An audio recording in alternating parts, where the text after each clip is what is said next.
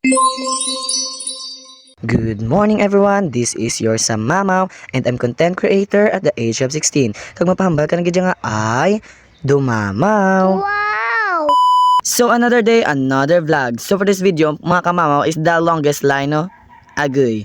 So amo ginapi na nga ginahulat sa tanan, no? Ang recognition day, yay yay. Wow! So ang amo gini nga adlaw is ginapreparahan gini sang grabe, no? Syempre sa bilog mo bala nga tuig nga pag himakas hindi ka ma-excite, di ba? So si bossing ko ganito tawa niya balaw lang ya.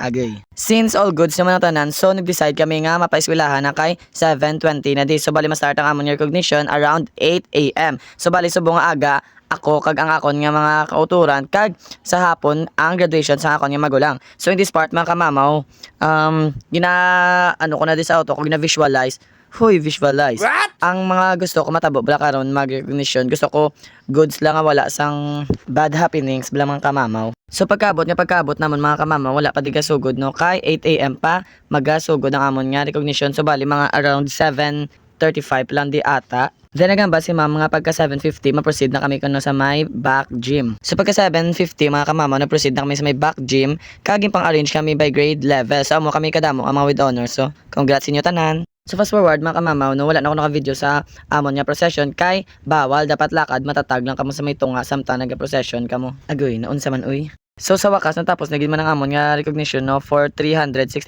years. Agoy man ah. So first of all, I just want to thank God no kay nakaya ko kag ginkaya ko gid no, and also to my parents nga supportive gid katama sa akon. I'm so thankful for having you.